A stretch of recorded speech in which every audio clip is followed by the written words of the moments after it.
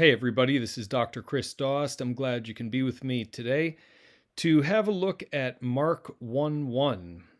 Today's discussion is part of a broader investigation of how the Bible became and evolved as a book. In my first video in this series, I compared and contrasted a few verses in the King James and the NIV to show that there are significant differences between those two translations and that neither one of them always gets it right. Sometimes one is wrong, sometimes the other is wrong. Sometimes they both present viable alternatives, and other times they're both probably wrong. And we said in that video that all translation is interpretation. So in this video, we're going to explore some of what makes the translation process an active interpretation. So I have here the ESV, and its translation of Mark 1:1 is the beginning of the gospel of Jesus Christ, the Son of God. The beginning of the gospel of Jesus Christ, the Son of God. And you'll notice that that is exactly how the verse is translated in the King James Version.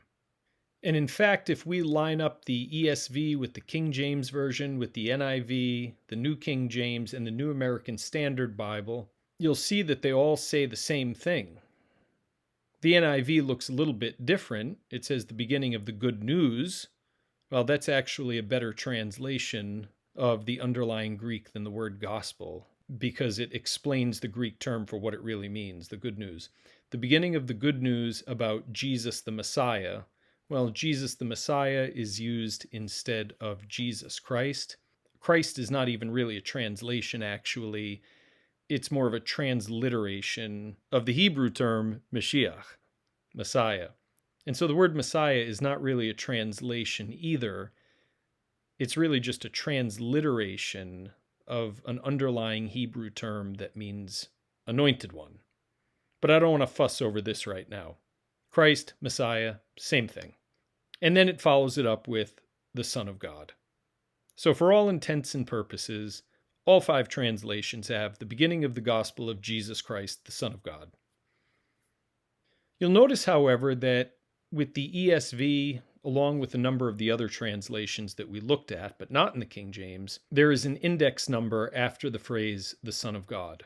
And if one clicks on this index number, or if you're using a print Bible, you'll see this in the margins, either on the side or below. It'll say some manuscripts omit the phrase, the Son of God. Some manuscripts omit the phrase, the Son of God. So what is this talking about?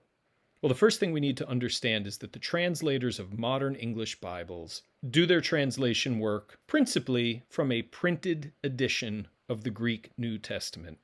And the most popular Greek New Testaments are now digitized, but they're digitized editions of printed publications produced by teams of scholars known as textual critics. These are scholars who know manuscripts inside and out and are able to make a determination as to what the text of the New Testament ought to look like.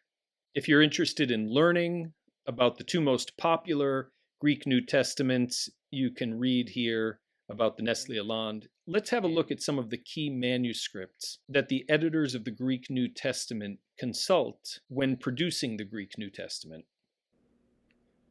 So in Greek, the text of Mark 1:1 says, Arche tu Euangeliou Iesu Christou huiou Theou. Arche tu Euangeliou Iesu Christou huiou Theou.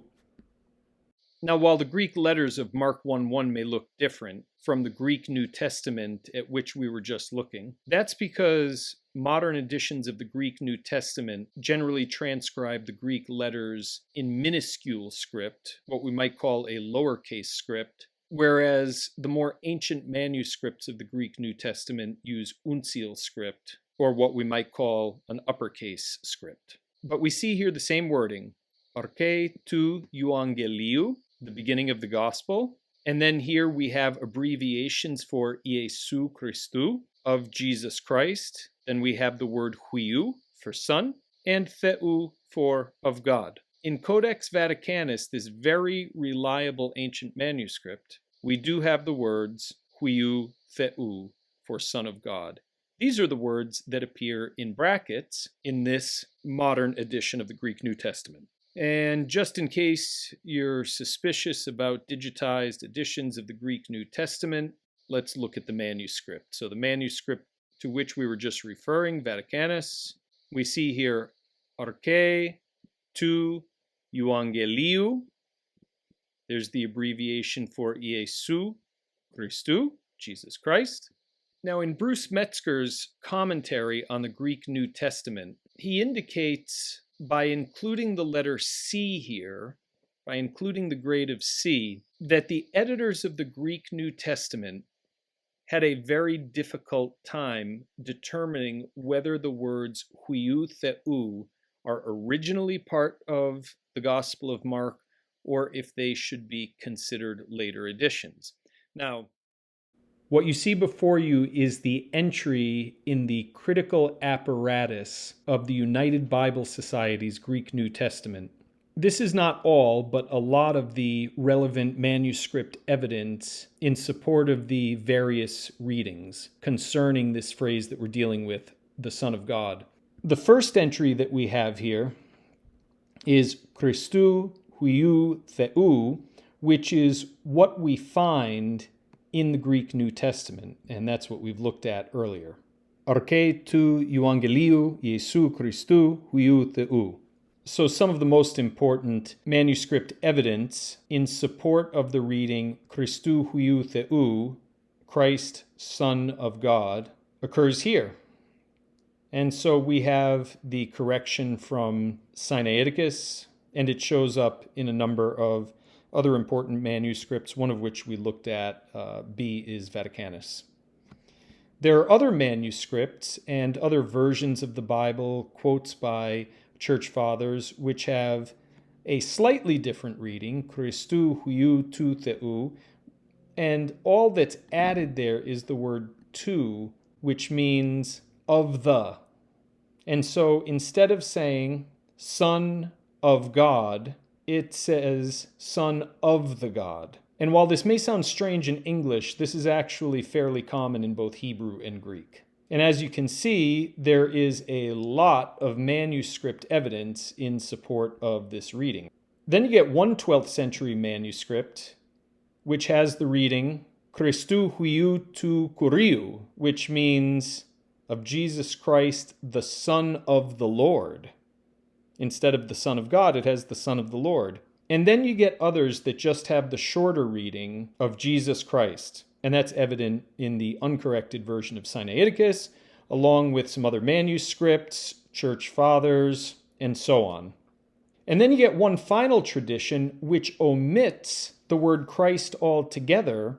And so the text, according to those witnesses, is Arche tu euangeliou Iesu, the beginning of the gospel of Jesus. In those witnesses, the word Christ does not appear, nor do the words Son of God. It's just the beginning of the gospel of Jesus. So the critical apparatus presents to the reader all of the variant readings, all of the different readings that show up concerning this phrase in Mark 1:1.